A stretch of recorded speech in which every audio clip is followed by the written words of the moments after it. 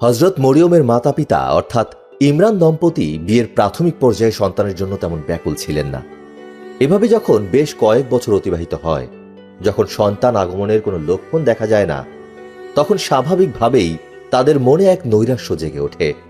তাদেরকে লোকেরা যখন নিঃসন্তান দম্পতি বলে, তখন তাদের মনেও সন্তানহীনতার বেদনা যেন আরো তীব্রতর আকার ধারণ করে। এজন্য তারা একদিকে না পাওয়ার বেদনা, অন্যদিকে মানুষের বিদ্রূপ পরিহাসে সন্তান লাভের আশায় আরো ব্যাকুল হয়ে ওঠেন।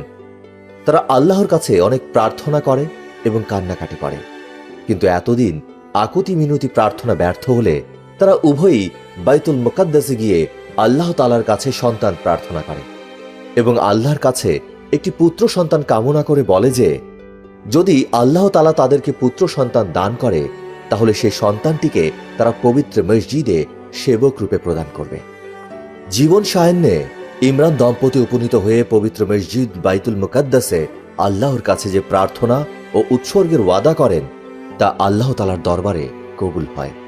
কোনো এক সময় গর্ভের লক্ষণ অনুভব করলেন পুণ্যবতী হান্না অর্থাৎ মরিয়মের মাতা। একদিন অবশেষে সেই শুভ দিনটিও সমাগত হল। ইমরান দম্পতি একটি কন্যা সন্তানের অধিকারী হলেন। কন্যা সন্তান দেখে তারা খুশি হবার পাশাপাশি বিচলিত হয়ে পড়লেন, কারণ তারা পুত্র সন্তান চেয়েছিলেন যাতে তাকে মসজিদের খাদেম রূপে নিযুক্ত করতে পারেন। কন্যা সন্তানকে কিভাবে মসজিদের খাদেম রূপে নিয়োগ করবেন, এই ভাবনায় তারা বিচলিত হয়ে পড়েন এবং আল্লাহ সুবহানাহু ওয়া তাআলার কাছে বারবার প্রার্থনা করতে থাকেন। তখনই আল্লাহ তাআলার গায়বী বাণী শুনে তারা চমকে ওঠেন এবং আল্লাহ তাআলা তাদেরকে বলেন, এই কন্যা হাজারো পুত্র সন্তান অপেক্ষা উত্তম, সুতরাং তোমরা স্বচ্ছন্দে তোমাদের মানত পূর্ণ করো। আল্লাহ তাআলার নির্দেশ পেয়ে ইমরান দম্পতি ভাবেন যে তাদের মানত যদি আল্লাহ তাআলা কন্যা সন্তান দিয়ে গ্রহণ করে, তাহলে তারা কেন এত ভেবে অস্থির হচ্ছেন। তাই তারা মেয়েটির নাম রাখে মরিয়ম এবং আল্লাহ তাআলার নির্দেশে তাকে বাইতুল মুকাদ্দাসে উৎসর্গ করার উদ্দেশ্যে নিয়ে যায়। তখন আল্লাহর নবী হযরত জাকারিয়া আলাইহিস সালাম ছিলেন বাইতুল মুকাদ্দাসের ইমাম। এছাড়াও হযরত জাকারিয়া আলাইহিস সালাম এর পত্নী ছিলেন হযরত মরিয়মের মাতার আপন বোন অর্থাৎ হযরত মরিয়মের আপন খালা। শিশু মরিয়মকে হযরত জাকারিয়া আলাইহিস সালামের হাতে অর্পণ করতে পেরে ইমরান দম্পতি যার পর নাই আনন্দিত হন। তারা বলেন, আমরা আপনার হাতে শিশু কন্যার লালন পালনের দায়িত্ব সমর্পণ করতে পেরে পরম প্রশান্তি লাভ করছি। যদিও এর কচি আর মায়াময় মুখের প্রতি চেয়ে আমাদের হৃদয় স্নেহভারে ব্যাকুল হয়ে ওঠে, তবু আমাদের ওয়াদা পালনের জন্যই একে ছেড়ে দিতে বাধ্য হয়েছি। যেহেতু আপনি আমাদের আত্মীয়, আমাদের আমানতটিকে আপনি স্বীয় সন্তানের মতো আদর যত্নে পালন করবেন, আপনার উপরে ভরসা আমাদের রয়েছে। তাই আল্লাহর নামে আপনার হাতে আমাদের বাসনার ধন সমর্পণ করে নিশ্চিত হয়েছি। শিশু মরিয়মকে হযরত জাকারিয়া আলাইহিস সালাম নিজের কোলে নিয়ে বলেন, আমাদের শিশু কন্যার রক্ষক স্বয়ং আল্লাহ, আমি উসিলা মাত্র। আল্লাহর উপর ভরসা করে আপনারা নিশ্চিন্তে থাকুন। এরপর শিশু মরিয়ম তার আপন খালুর ও খালার তত্ত্বাবধানে লালিত পালিত হতে থাকেন। খালা তার বোনের আমানতি সন্তানকে নিজের সন্তানের মতোই পরম যত্নে লালন পালন করতে থাকেন। শিশুকাল থেকেই অন্যান্য শিশুদের চেয়ে মরিয়ম ছিলেন স্বতন্ত্র। তার জন্য তত্ত্বাবধানকারীকে বিশেষ কষ্ট পেতে হতো না। সকল অবস্থাতেই মরিয়ম সন্তুষ্ট ও ধীরস্থির ছিলেন। হাস্যোজ্জ্বল মুখের ভেতরেও যেন কি এক গাম্ভীর্যতা ছিল বিদ্যমান। তার কণ্ঠস্বর ছিল সুমধুর। সবাই শিশু মরিয়মকে খুব আদর করত। সবাই যেন এই শিশুটিকে কোলে নিয়ে পরম তৃপ্তি অনুভব করত। শিশু মরিয়ম সময়ের ব্যবধানে তরুণীতে পরিণত হন। এ সময় হযরত জাকারিয়া আলাইহিস সালাম বাইতুল মুকাদ্দাসের একটি ঘরে মরিয়মের থাকার বন্দোবস্ত করেন। তরুণী মরিয়ম সেখানে থেকেই মসজিদের কিছু কিছু খেদমত করতে থাকেন। তিনি এখন নিয়মিত মসজিদে ঝাড় এবং অন্যান্য কাজ করতে থাকেন। তাছাড়া নিজের ঘরে বসে নিয়মিত আল্লাহর ইবাদত করেন। অবশিষ্ট সময় হযরত জাকারিয়া আলাইহিস সালামের কাছে বিদ্যার্জন করে ধর্মীয় শিক্ষা গ্রহণ করেন। মরিয়মের মা তখনও জীবিত ছিলেন। তিনি মাঝে মধ্যে এসে কন্যাকে দেখে সান্ত্বনা অনুভব করতেন। সাধারণ যুবতীদের চেয়ে তাঁর প্রকৃতি এক ভিন্ন প্রক্রিয়ায় গড়ে ওঠে। তাই তিনি স্বভাবতই ধীর স্থির বিনম্র রূপে প্রতীয়মান হয়েছিলেন। মসজিদের সবাই তাকে যেমন স্নেহ করতেন তেমন সমীহও করতেন। বয়ঃপ্রাপ্তা হওয়ার সাথে সাথে সবার চোখেই যেন তিনি শ্রদ্ধার পাত্রী হিসেবে গণ্য হতে থাকেন। মসজিদের খেদমতে এখন তিনি নিজেকে সম্পূর্ণ নিয়োজিত করেন, সাথে সাথে স্বীয় প্রভুর বন্দিগিতেও থাকেন নিবিষ্ট। মাঝে মধ্যে আসমানি কিতাব জবর গভীর মনোযোগ সহকারে অধ্যয়ন করেন। ইবাদত বন্দিগি সমাপ্ত করে যখন তিনি প্রার্থনায় রত হন, তখন যেন পার্থিব বিষয়াদি বিস্তৃত হয়ে যান। কোনো কোনো রাতে এত সুদীর্ঘ সময় তিনি ইবাদতে নিমগ্ন থাকতেন যে কখন যে রাত শেষ হয়েছে তা তিনি উপলব্ধি করতে পারতেন না। মরিয়ম জন্মলগ্ন থেকেই পরমা সুন্দরী ছিলেন। যৌবন প্রাপ্তির সাথে সাথে তা আরো বিকশিত হয়। এ অবস্থা দেখে হযরত জাকারিয়া আলাইহিস সালাম পূর্ব থেকেই খুবই সতর্কতা অবলম্বন করেন। তাই তিনি কোথাও বেরিয়ে যাবার পূর্বে তিনি মরিয়মকে ঘরে তালাবদ্ধ করে রেখে যেতেন। মরিয়ম সেজন্য মোটেই অসুখী হতেন না, বরং তিনি আনন্দিত হতেন। কারণ বদ্ধ ঘরে বসে আল্লাহর ইবাদত করতে আরো অধিক সুযোগ সৃষ্টি হতো। হযরত জাকারিয়া আলাইহিস সালামকে প্রায়ই ধর্মীয় কাজ উপলক্ষে বাইরে যেতে হতো। তাই তিনি সবসময় যুবতী মরিয়মকে তার নিজের ঘরে তালাবদ্ধ করে রেখে যেতেন। তার আশঙ্কা ছিল মরিয়ম পবিত্র চরিত্রা হলেও তার অঢেল রূপ যৌবন দেখে দুষ্ট প্রকৃতির লোকগণ সহজেই আকৃষ্ট হয়ে যাবে এবং যে কোনো মুহূর্তে যে কোনো দুর্ঘটনা ঘটাবে। তাই তিনি মরিয়মকে এসব আশঙ্কা থেকে বাঁচিয়ে রাখার জন্য ঘরে তালাবদ্ধ করে রেখে যেতেন। আর মরিয়ম সে বদ্ধ ঘরে এক মনে আল্লাহর ইবাদত করতেন। এ নির্জন ঘরে বসে আরো একাগ্র চিত্তে ইবাদত করার সুযোগ পেতেন। একদিন মরিয়ম বদ্ধ ঘরে বসে দু চোখ বন্ধ করে মোনাজাত করছিলেন। এরপর মোনাজাত শেষ করে আবার স্বাভাবিক জগতে ফিরে এলো তার মন। সহসা চোখ খুলেই বিস্ময়ে স্তম্ভিত হয়ে গেলেন তিনি। কে যেন কখন এক থালায় নানান খাদ্য সামগ্রী রেখে গেছেন তার ঘরে। এমন সুন্দর খাবার দেখা তো দূরের কথা, কেউ কোনোদিন কল্পনাও করতে পারেনি। সে খাদ্যের সুঘ্রাণে সমস্ত ঘর সুবাসিত হয়ে গেল। এই খাদ্য পৃথিবীর কোনো মানুষের নসিবেও ঘটেছে কিনা সন্দেহ। বিস্ময়াবিষ্ট হয়ে ভাবতে থাকেন, এ খাদ্য কোথা থেকে কেমন করে এখানে এলো, আর কেই বা দিয়ে গেল এ তালাবদ্ধ ঘরে, কি করেই বা প্রবেশ করল সে। এই নিয়ে হযরত মরিয়মের বিস্ময়ের অন্ত ছিল না। অনেক ভাবনার পর বুঝতে পারেন এ অতুলনীয় খানা কোনো পৃথিবীর খাদ্য সামগ্রী নয়। পৃথিবীতে এমন খাদ্য সামগ্রী তৈরি করা কারো সাধ্য নেই। নিশ্চয় এ খাদ্য সামগ্রী আল্লাহর কুদরতি দান। মরিয়ম এ ভেবে আল্লাহর দরবারে কৃতজ্ঞতা প্রকাশ করেন। এরপর সে খানা থেকে কিছু নিয়ে নিজে পরম তৃপ্তির সাথে আহার করেন এবং বাকি সব গরিব দুঃখীদের জন্য রেখে দেন। হযরত জাকারিয়া আলাইহিস সালাম কক্ষের দরজা খুলে ভেতরে প্রবেশ করেই দেখতে পেলেন মরিয়ম ইবাদতে নিমগ্ন। তার পাশে থালায় সে অনুপম খানা সজ্জিত। দেখেই হযরত জাকারিয়া আলাইহিস সালাম বুঝতে পারেন এগুলো পৃথিবীর খানা নয়, এ খানা আল্লাহর রহমতের দান। তিনি মরিয়মকে জিজ্ঞেস করেন, এ খানা তুমি কোথায় পেলে? মরিয়ম বলেন, এ খানা আল্লাহর তরফ থেকে এসেছে। আল্লাহ যাকে ইচ্ছা করেন এভাবেই অফুরন্ত সামগ্রী দান করেন। এরপর প্রায় তার ঘরে বেহেশতি খানা এসে উপস্থিত হতো। এই ঘটনাটি কোরআনে পাকেও আল্লাহ তাআলা বর্ণনা করেছেন। মরিয়মের জবাব শুনেও স্বচক্ষে এ ব্যাপার দেখে হযরত জাকারিয়া আলাইহিস সালাম যেন মোহাবিষ্ট হয়ে পড়েন। তিনি বুঝতে পারেন ইমরানের এ কন্যাটি সাধারণ কোনো নারী নয়, এর উপর স্বয়ং আল্লাহর অজস্র করুণা বর্ষিত হয়েছে। হযরত জাকারিয়া আলাইহিস সালাম আল্লাহ পাকের লাখো লাখো শুকরিয়া আদায় করে এ পুণ্যবতী বালিকার তত্ত্বাবধায়ক হিসেবে নিজেকে আরো বিশেষভাবে মনোনিবেশ করেন। হঠাৎ একদিন হযরত মরিয়ম এক সুদর্শন যুবককে দেখতে পেয়ে ভয় পেয়ে যান। তার অবস্থা দেখে যুবক বলেন, হে মরিয়ম, আপনার ভয়ের কোনো কারণ নেই, আপনি নিশ্চিন্ত হন।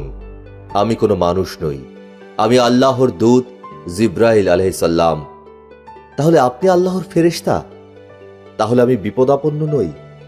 আমার পরম সৌভাগ্য যে আমার সামনে আল্লাহর একজন ফেরেশতা রয়েছেন। আনন্দে আত্মহারা হয়ে গেলেন মরিয়ম। এরপর পুনরায় জিজ্ঞেস করেন, সত্য করে বলুন, আপনি সত্যি আল্লাহর ফেরেশতা? হযরত জিবরাইল আলাইহিস সালাম বললেন, সত্যি আমি আল্লাহর ফেরেশতা। মরিয়ম জিজ্ঞেস করেন, আপনার এখানে আগমনের উদ্দেশ্য কি? হযরত জিবরাইল আলাইহিস সালাম বলেন, আপনাকে একটি সুসংবাদ দিতে এসেছি। কিসের সুসংবাদ? বলুন, আল্লাহ আমার জন্য কি সুসংবাদ পাঠিয়েছেন? মরিয়ম আগ্রহ ভরা কণ্ঠে জিজ্ঞেস করেন। হযরত জিবরাইল আলাইহিস সালাম বলেন, আপনাকে একটি মহাভাগ্যবান পুত্র সন্তানের সুসংবাদ দিতে এসেছি। সে কি? এ আপনি কি বলছেন? আমি তো এখনো কুমারী, আমার এখনো বিয়েই হয়নি। এখন পর্যন্ত আমি কোনো পুরুষের সংস্পর্শে আসিনি, কিংবা আমি কোনো ব্যভিচারিণী নই। তা সত্ত্বেও আপনি কি অসম্ভব সংবাদ আমাকে প্রদান করেছেন? হযরত জিবরাইল আলাইহিস সালাম বলেন, এটা অসম্ভব নয়, সম্পূর্ণই সম্ভব। এ কথা শুনে মরিয়ম যেন কিছুটা বিব্রত হয়ে বললেন, হে জিবরাইল আলাইহিস সালাম, আপনি কি আমাকে অসতী মনে করেন? হযরত জিবরাইল আলাইহিস সালাম বলেন, না, আমি জানি আপনি অত্যন্ত সতী এবং পরম ধার্মিক। তবু আমি যা বলছি তাই সত্য। সত্যি আপনি অচিরে এক পুত্র সন্তান প্রসব করবেন। এটা পূর্বাহ্নেই আল্লাহ আপনার জন্য নির্ধারণ করে রেখেছেন। আপনার সে পবিত্র পুত্র আল্লাহর অতুলনীয় রহমত স্বরূপ অলৌকিকভাবে পৃথিবীতে আগমন করবেন। এ ঘটনাটি সম্পর্কে কোরআনুল কারীমের সূরা আলে ইমরানের ৪৫ থেকে ৪৮ নম্বর আয়াতে বর্ণিত আছে, যখন ফেরেশতা বলেছিল, হে মরিয়ম, নিশ্চয় আল্লাহ তাআলা তোমাকে তার তরফ থেকে একটি পুত্রের সুসংবাদ দিয়েছেন। তার নাম ঈসা মসীহ। সে ইহলোক এবং পরলোকে সম্মানিত এবং আল্লাহর সান্নিধ্য প্রাপ্তগণের অন্তর্গত, এবং সে দোলনা থেকেও প্রাপ্ত বয়সের লোকদের সাথে কথা বলবে এবং সে পুণ্যবানদের অন্তর্গত হবে। সে বলেছিল, হে আমার প্রতিপালক, কিরূপে আমার পুত্র হবে? কোনো পুরুষ তো আমাকে স্পর্শ করেনি। তিনি বলেন, এরূপ আল্লাহ তাআলা যা ইচ্ছা সৃষ্টি করেন। যখন তিনি কোনো কাজ সম্পন্ন করার মনস্থ করেন, তখন তিনি হও ব্যতীত আর কিছুই বলেন না, ফলে তাতেই হয়ে যায়। আর তিনি আল্লাহ তাকে অর্থাৎ ঈসাকে তাওরাত, ইনজিল এবং বিজ্ঞান শিক্ষা দেবেন। এরপর জিবরাইল আলাইহিস সালাম আল্লাহর নির্দেশ জানিয়েই অদৃশ্য হলেন। হযরত জিবরাইল আলাইহিস সালাম প্রদত্ত সংবাদ মরিয়মের অন্তর্মন জুড়ে রইল। তিনি ভাবতে থাকেন, কি করে তা সম্ভব? তিনি তো কুমারী, কোনো পুরুষ আজ পর্যন্ত তাকে স্পর্শও করেনি। তা সত্ত্বেও কি করে সন্তান হবে? তিনি আবার ভাবেন। আল্লাহর ফেরেশতা হযরত জিবরাইল আলাইহিস সালাম বলে গেলেন, আল্লাহ ইচ্ছা করলে কি না করতে পারেন। স্তব্ধ হয়ে মরিয়ম ভাবতে থাকেন, আর চিন্তা করেই লাভ কি? যা হবার তা তো হবেই। কার সাধ্য আছে আল্লাহ সুবহানাহু ওয়া তাআলার ইচ্ছা বা কাজে বাধা দিতে পারে? হে আল্লাহ, তোমার ইচ্ছাই পূর্ণ হোক। পরবর্তীতে এর প্রতিক্রিয়ায় কি হবে তিনি বুঝতে পারলেন না। এরপর ক্রমান্বয়ে দিন অতিবাহিত হতে থাকে। হযরত মরিয়ম বুঝতে পারেন সত্যিই তিনি গর্ভবতী হয়েছেন। আল্লাহর ইচ্ছা জিবরাইলের ভবিষ্যৎবাণী সত্যি বাস্তবায়িত হতে চলেছে। যতই দিন অতিবাহিত হতে থাকে, মরিয়ম আলাইহিস সালাম যেন ভাবনার অকুল সাগরে দিশেহারা হয়ে পড়েন। কখনো তাঁর হৃদয় নিজের সৌভাগ্যের ইঙ্গিতে আনন্দে আত্মহারা হয়ে যায়, আবার কখনো বা মনের ভেতরে শত দুর্যোগের আভাস তাকে নিদারুণ মানসিক কষ্টে রাখে।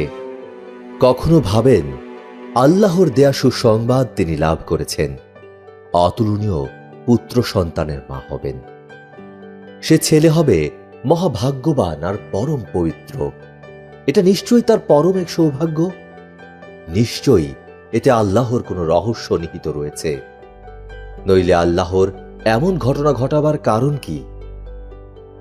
আবার ভাবেন, কি লজ্জার কথা, আমি অবিবাহিতা কুমারী, কোনো পুরুষ কোনোদিন আমাকে স্পর্শ করেনি, অথচ আমি হয়েছি গর্ভবতী, আমার হবে সন্তান।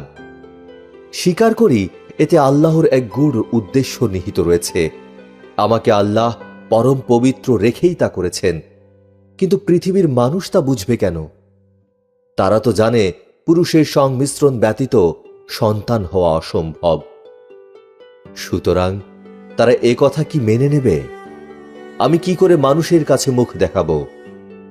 লোকে যখন আমাকে বিদ্রূপ করবে, তখন আমি কি করব? কি উত্তর দেব? কেমন করে লোকের সামনে বের হব? সে প্রমাণ আমার কোথায়? আমি নিজের সতীত্বের কথা যতই বলি না কেন, তা কি লোকে বিশ্বাস করবে? হে আল্লাহ, তুমি কি করলে? তোমার এক অবলা দাসীকে কেন এ গজবে ফেললে? যা হোক প্রভু, শত দুর্যোগ আর বিপদ আপদে যেন আমি ধৈর্যহারা না হই, এজন্য আমার মনোবল সুদৃঢ় করে দাও। এরপর মরিয়মের প্রসবের দিন ক্রমান্বয়ে ঘনিয়ে আসতে থাকে। তার গর্ভধারণকাল 6 মাসে পৌঁছল। পাপাত্মা শয়তান মানুষের চিরশত্রু। আল্লাহর প্রিয় বান্দার সর্বনাশ করতেই সে বদ্ধপরিকর। মানব জাতিকে ভুল পথে পরিচালিত করাই তার একমাত্র প্রধান কাজ। সর্বদা সে এই চিন্তা নিয়েই থাকে ব্যস্ত। এখানেও পাপিষ্ঠ শয়তান শয়তানি করার এক অভিনব সুযোগ পেয়ে যায়। মরিয়ম ছিলেন আল্লাহর পথে নিবেদিত প্রাণ, সুতরাং তাঁর পেছনে সে বহুদিন থেকেই ওত পেতে বসেছিল। এ সুযোগ সে হাত ছাড়ার পাত্র নয়। এক বৃদ্ধ ধার্মিকের বেশে বাইতুল মুকাদ্দাসের চতুর্পাশের গ্রামগুলোতে মরিয়মের নামে সে কুৎসা গিয়ে বেড়াতে লাগলো। যাকেই পেল তাকেই বলল, মসজিদে আকসার খাদেম মরিয়ম এক ভ্রষ্টা রমণী, অসৎ উপায়ে তার গর্ভসঞ্চার হয়েছে, ইত্যাদি ইত্যাদি। এ অপবাদ মরিয়মের মা, খালা, আত্মীয় স্বজন সবার কাছেই সে প্রচার করল। সবাই শুনে যেমন বিস্মিত হলো, তেমনি বিশ্বাসও করতে পারল না। শয়তান বলল, আমার কথা বিশ্বাস না হয় তোমরা মরিয়মকে পরীক্ষা করে দেখলেই সত্য মিথ্যা অনুধাবন করতে পারবে। এরপর মরিয়মের মা, খালা এবং আরো লোক মরিয়মের কাছে এসে বুঝতে পারল সত্যি মরিয়ম গর্ভবতী। তখন আর তাদের দমিয়ে রাখে কে? সবাই বলা বলি করতে লাগলো, মরিয়ম অসতী, চরিত্রহীনা। কেউ কেউ মরিয়মকে ভীষণভাবে ভর্ৎসনা এবং কটূক্তি করতে লাগলো। কেউ বা ঘৃণায় ছিছি করতে লাগলো। তখন মরিয়ম তার সতীত্ব প্রমাণ করার জন্য সত্যই যা ঘটেছিল তা বললেন। কিন্তু কে শোনে তার কথা? অবিবাহিতা কুমারী মেয়ে গর্ভবতী হয়েছে, এরপরও তার সতীত্বের প্রমাণ কি থাকতে পারে? এরপর সবাই সিদ্ধান্ত নিল, মরিয়মকে আর বাইতুল মুকাদ্দাসে থাকতে দেয়া হবে না। শাস্তিস্বরূপ তাকে গভীর পার্বত্য অঞ্চলে নির্বাসন দেয়া হোক। সিদ্ধান্ত কাজে পরিণত করার জন্য নিষ্ঠুর লোকেরা মরিয়মকে বাইতুল মুকাদ্দাস থেকে বের করে নির্দয়ভাবে প্রহার করতে লাগলো। এতে তার সর্বাঙ্গ ক্ষত বিক্ষত হয়ে রক্তের ধারা ছুটল। তিনি সংজ্ঞাহীন হয়ে গেলেন। একে তো 6 মাসের অন্তঃসত্ত্বা, এর উপর নির্মম প্রহার। প্রাণে বাঁচারই কথা নয়, কিন্তু দয়াময় আল্লাহ সুবহানাহু ওয়া তাআলা তাকে বাঁচালেন। এরপর সে রক্তাক্ত দেহেই তাকে বাইতুল মুকাদ্দাস থেকে বেতলেহাম নামক পর্বতের পাদদেশে ফেলে আসা হলো। জনপদ থেকে দূরে নির্জন এক পর্বতের পাদদেশে সংজ্ঞা হারিয়ে মরিয়ম পড়ে রইলেন। সুদীর্ঘ সময়ের পর তাঁর চেতনা ফিরে এলো। ধীরে ধীরে তিনি উঠে বসে বললেন, হে প্রভু, তোমার ইচ্ছাই পূর্ণ হোক। এরপর সে জনমানবহীন পাহাড়েই বাস করে বনের ফলমূল আহার করে আল্লাহর ইবাদত করতে থাকেন। হযরত মরিয়ম বেতলেহাম পর্বতে গভীর অরণ্যে একাকিনী দিন যাপন করে সে পরম মুহূর্তটির জন্য অপেক্ষা করছেন। ক্রমেই তার প্রসবের সময় নিকটবর্তী হল। এটা তার জীবনে নতুন ঘটনা। শুধু ঘটনাই নয়, এটা চরম মুহূর্ত। এই সমস্যা কিরূপ কঠিন, কিরূপে তা সমাধান করতে হবে কোনো অভিজ্ঞতাই তাঁর নেই। এ অবস্থায় এখানে থাকা সমীচীন নয় ভেবে তিনি লোকালয় অভিমুখে রওনা হন। কিন্তু পথিমধ্যেই তার প্রসব বেদনা উপস্থিত হলে তিনি একটা খেজুর গাছের নিচে উপস্থিত হন। প্রসব বেদনা ক্রমান্বয়ে বাড়তে থাকে। অসহ্য বেদনায় অস্থির হয়ে ভাবনায় দিশেহারা হয়ে যান। সন্তান প্রসব সম্পর্কে তার কোনো অভিজ্ঞতা নেই। উপরন্তু প্রসবকালে সাহায্য করার জন্য কোনো লোকও নেই, কোনো প্রয়োজনীয় দ্রব্যাদিও নেই। ভীষণ যাতনায়, ক্ষুধা তৃষ্ণায় তিনি অঝোর নয়নে কাঁদতে থাকেন। মনে মনে বলেন, এ যন্ত্রণা সহ্য করার পূর্বেই যদি আমার মৃত্যু হতো। হে আল্লাহ, এ কি বিপদে ফেললে তুমি আমাকে? পরক্ষণেই তার চেতনা হয়, আমি এসব কি বলছি? কেন আমি আল্লাহর কাছে সাহায্য প্রার্থনা করছি না? হে প্রভু, তুমি আমার অপরাধ ক্ষমা করে দাও। আমি তোমার কাছে সাহায্য প্রার্থনা করছি। তুমি আমাকে এ কঠিন বিপদ থেকে উদ্ধার করো। তার আকুল প্রার্থনায় সে মুহূর্তেই নেমে এলো আল্লাহর অসীম রহমত। আল্লাহর প্রেরিত ফেরেশতা জিব্রাইল আলাইহিস সালাম নেমে এলেন মরিয়মের কাছে সাহায্যের জন্য। ডেকে বলেন, হে মরিয়ম, আপনি নিচের দিকে দৃষ্টিপাত করুন। আপনার প্রতিপালক আপনার জন্য সুশীতল পানির ঝর্ণা সৃষ্টি করেছেন। তার উপরে চেয়ে দেখুন, খেজুরের ডালে কেমন পাকা খেজুর তুলছে।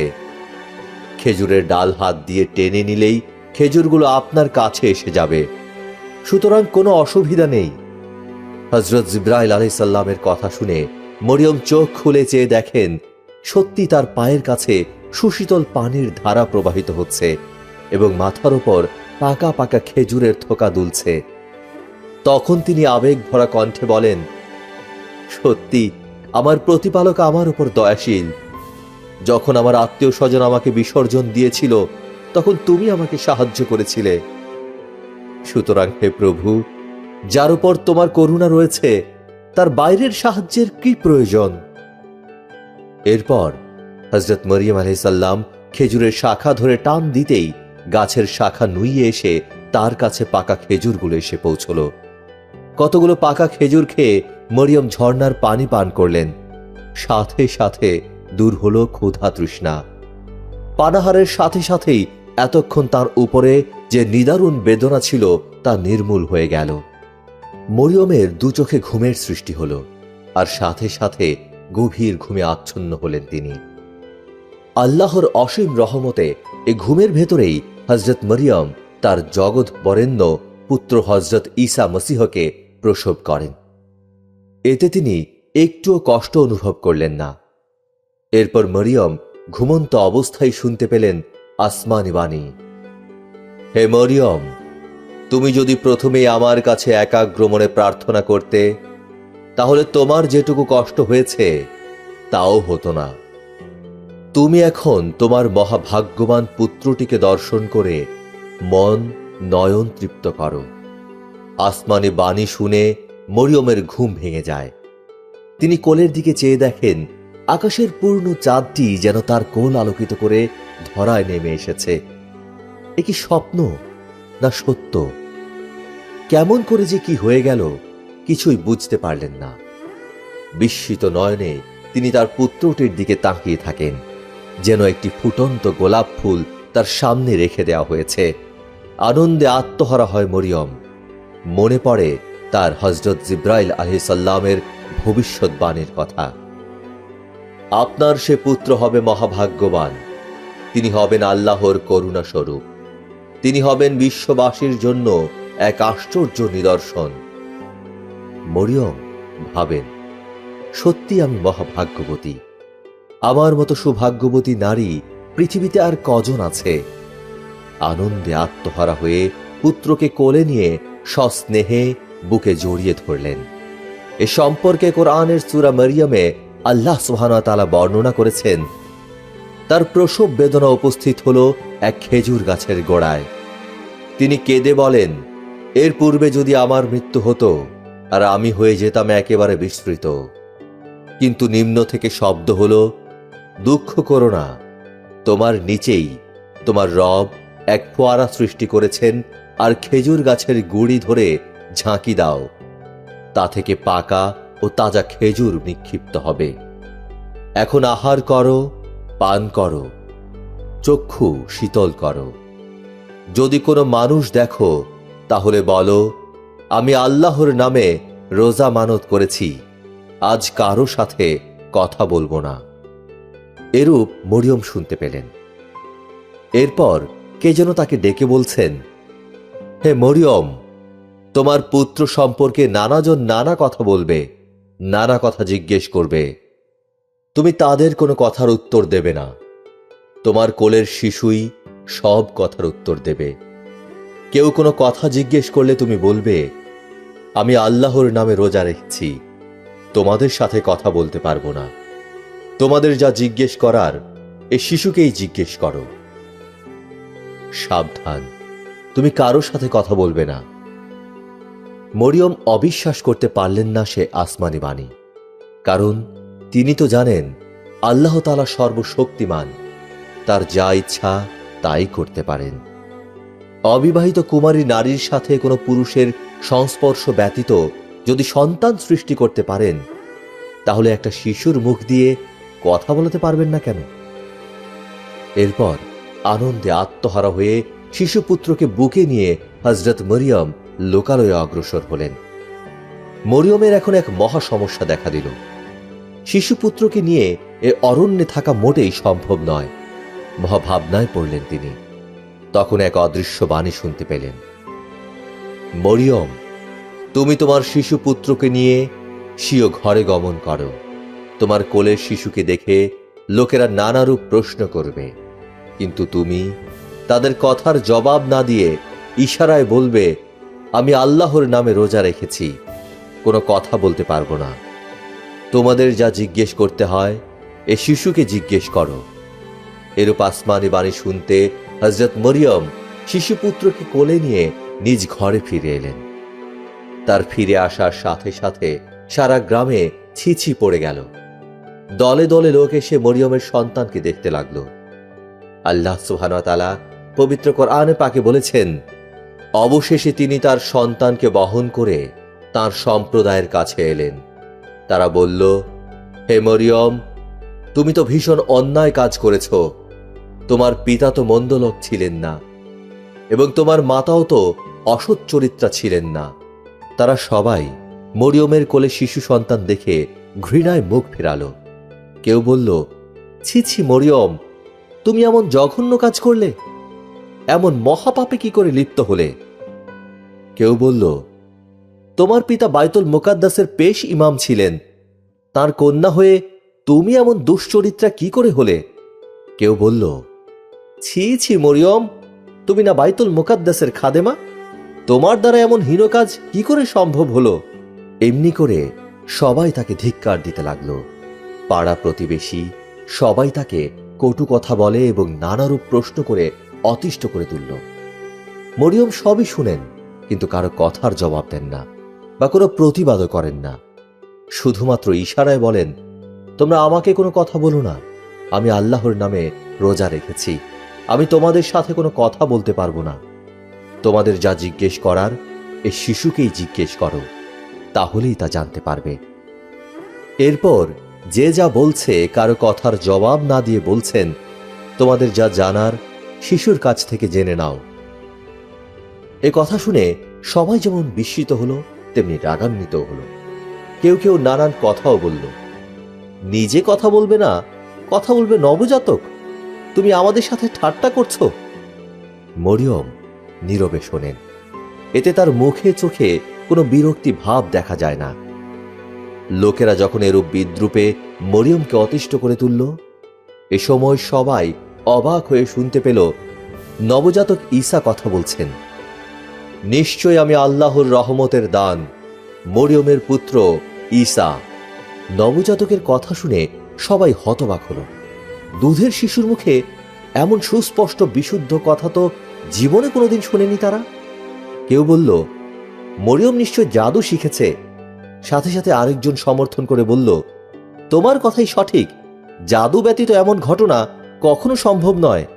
তখন নবজাতক ঈসা আবার সকলকে বিস্মিত করে বললেন, নিশ্চয় আমি আল্লাহর দান, মরিয়মের পুত্র ঈসা।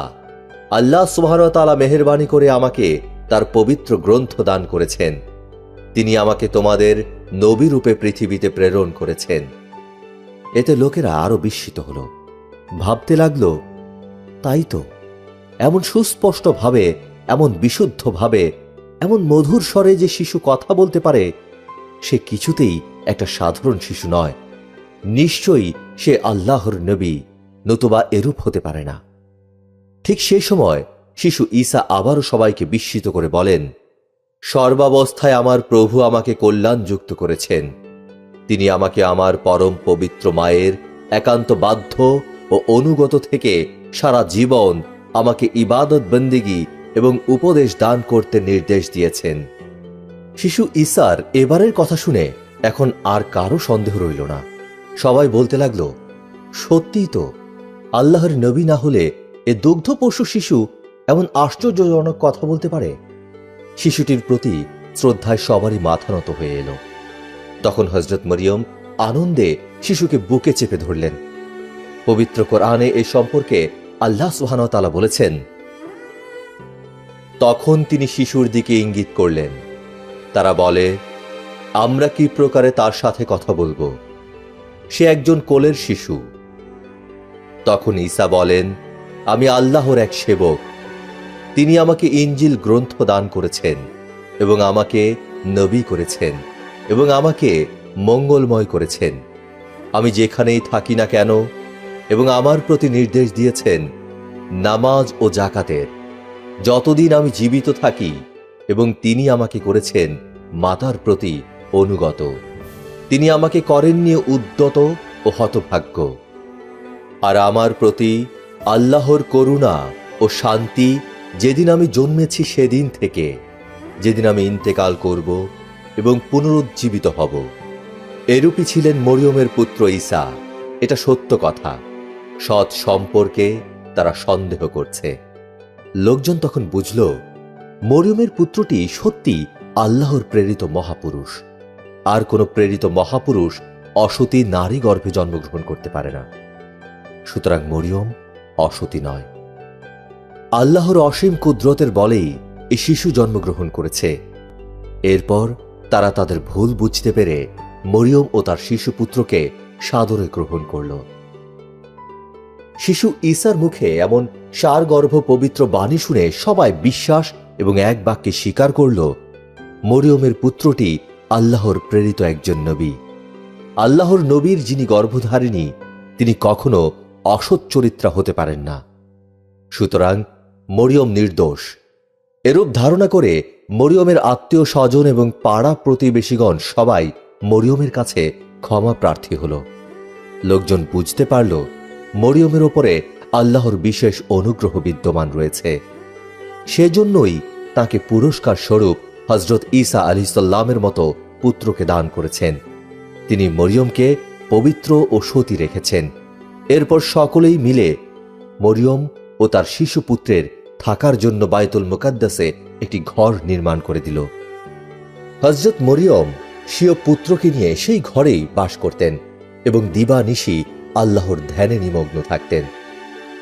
হযরত ঈসা আলাইহিস সালাম ওই ঘরে থেকেই শিশুকাল থেকে গভীরভাবে আল্লাহর ইবাদত করতেন এবং মিম্বরে দাঁড়িয়ে লোকদেরকে আল্লাহর পথে আহ্বান জানাতেন। অতি অল্প বয়সেই তার সুললিত কণ্ঠের মধুর ওয়াজ নসিহত শুনে লোকজন মুগ্ধ হতো। কিন্তু ইহুদি সম্প্রদায় প্রথম থেকেই হযরত ঈসা আলাইহিস সালামের ঘোর বিরোধী ছিল। তারা সংখ্যায় অধিক ছিল বলে বেশ শক্তিশালী দল ছিল। তাই ইহুদি সম্প্রদায় হযরত ঈসা আলাইহিস সালামকে নবী বলে স্বীকার করে নিল না, বরং তার উপর নানাভাবে অকথ্য নির্যাতন শুরু করেছিল। হযরত মরিয়ম ইহুদিদের এ ধরনের আচরণে আতঙ্কিত হয়ে একদিন বাইতুল মুকাদ্দাস পরিত্যাগ করে অন্য কোথাও চলে যেতে মনস্থ করলেন। ইহুদিদের অত্যাচারে অতিষ্ঠ হয়ে শিশুপুত্রকে নিয়ে মরিয়ম বাইতুল মুকাদ্দাস থেকে বেরিয়ে গেলেন। ভাবলেন, ইহুদিদের অত্যাচার জুলুম থেকে শিশুপুত্রকে রক্ষা করতে হলে দূরে কোথাও নির্জনে বাস করতে হবে। তাই তিনি মনস্থ করলেন, লোকালয় থেকে দূরে বেতলেহাম পর্বতেই তাকে বসবাস করতে হবে। এরপর শিশুপুত্রকে নিয়ে পূর্ব পরিচিত বেতলেহাম পর্বতে উপস্থিত হয়ে সেখানে একটি ঘর নির্মাণ করে মা ও ছেলে বসবাস করতে লাগলেন। মা ও ছেলে মিলে দিন রাত আল্লাহর ইবাদত বন্দেগীতে মশগুল থাকেন। মাঝে মধ্যে হযরত ঈসা সেখান থেকে লোকালয়ে এসে লোকদেরকে দ্বীনের পথে আহ্বান জানাতেন। এখানে এসে তাদের খাওয়া দাওয়ায় ভীষণ কষ্ট হতে থাকে। বাধ্য হয়ে তাদের কখনো কখনো অনাহারে ও অর্ধাহারে দিন কাটাতে হতো।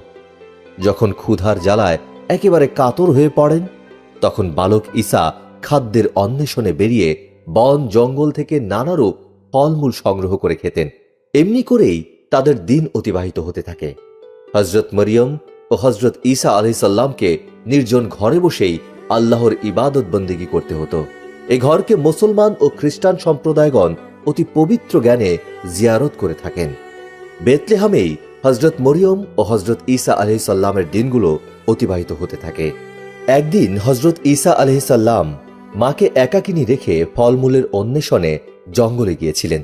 এরপর মালাকুল মৌত আল্লাহর আদেশে হজরত মরিয়ম আলাইহিসসালামের জান কবজ করেন।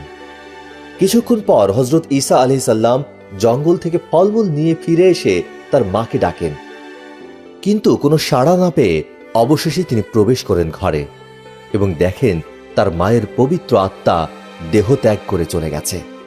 তখন হজরত ঈসা আলাইহিসসালাম আর ধৈর্য ধারণ করতে পারলেন না।